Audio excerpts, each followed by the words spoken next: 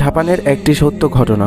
ইসেই সাগাওয়া নামটি অনেকেই শুনেছেন কারণ হি ইজ এ ক্রিমিনাল। তার জন্ম 26 এপ্রিল 1949। তার প্রিমিচুয়াল জন্ম হয়, অর্থাৎ সে যখন জন্মগ্রহণ করেন তার বডি সাইজ অনেক ছোট ছিল। তার দাঁতগুলো চিকন আর পাতলা ছিল, স্কিন পাম্প ছিল। ডক্টর বলেছেন সময় হওয়ার আগেই জন্ম হওয়ার কারণে এরকমটা হয়েছে। অস্বাভাবিক জন্ম হওয়ার কারণে সে বড় হওয়ার পরেও তার হাইট বাড়ে না। তার হাইট ছিল 4 ফিট 9 ইঞ্চি। সে নিজেকে আনঅ্যাট্রাকটিভ মনে করত, বাট হি লাভ বিউটি।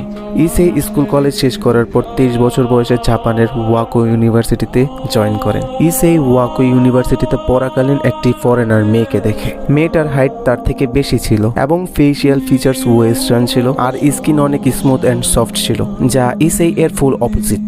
আর এই কারণে ইসেই এর এই মেয়েটার প্রতি ইন্টারেস্ট জাগে। তারপর ইসেই একদিন এই মেয়েটাকে ফলো করতে করতে তার বাসা পর্যন্ত চলে যায় আর ওই বাসাটাকে ভালো মতো অবজার্ভ করে, চারদিক থেকে বাসাটাকে ভালো মতো দেখে নেয়। তার কিছুদিন পর ইসেই আবার মেয়েটার বাসার সামনে যায় এবং জানালা দিয়ে মেয়েটার ঘরে ঢুকে পড়ে। ইসেই শুরু থেকে মেয়েটাকে মারার প্ল্যান করতে থাকে। বাসায় তখন মেয়েটা একলা শুয়েছিল। ইসেই যখন দরজার পাশ থেকে মেয়েটাকে দেখছিল তখন ইসেই এর ইচ্ছে হচ্ছিল মেয়েটার মাংস খেতে। আর ইসেই যখন মেয়েটার কাছে যায় তখন মেয়েটার ঘুম ভেঙে যায়। ঘুম ভাঙার পর ইসেইকে নিজের উপরে দেখে মেয়েটা ইসেইকে ধাক্কা মেরে ফেলে দেয়। তারপর সেখানের একজন পুলিশকে খবর দেয়। পুলিশ এসে ইসেইকে অ্যারেস্ট করে নিয়ে যায়। আর সেখানে সবাই ভাবে ইসেই মেয়েটার সাথে খারাপ কাজ করার জন্যই এসেছিল, কিন্তু ইসেই সেখানে আসছিল মেয়েটাকে মারার জন্য এবং তার মাংস খাওয়ার জন্য। ইসেই এর বাবা অনেক ধনী ব্যক্তি হওয়ায় ইসেই এর বাবার ট্রুটে সে জেল থেকে ছাড়া পায়। এই ঘটনার পর ওয়াকো ইউনিভার্সিটিতে ইসেই এর নাম খারাপ হয়ে যায়। কেউ তার সাথে মিশতে চায় না, কেউ তাকে দেখতেও পারে না। তখন ইসে জাপান থেকে বাইরে মুভ করার কথা চিন্তা করে।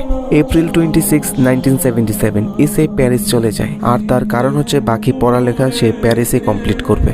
আর এই ঘটনার মেইন টুইস্ট হচ্ছে প্যারিস যাওয়ার পর। আর প্যারিস যাওয়ার পর কাকে কিভাবে মার্ডার করে এবং কার মাংস কিভাবে খায় সেই সব কিছুই আলোচনা করবো পার্ট 2-তে। সো পার্ট 2 দেখতে চাইলে অবশ্যই কমেন্ট করে।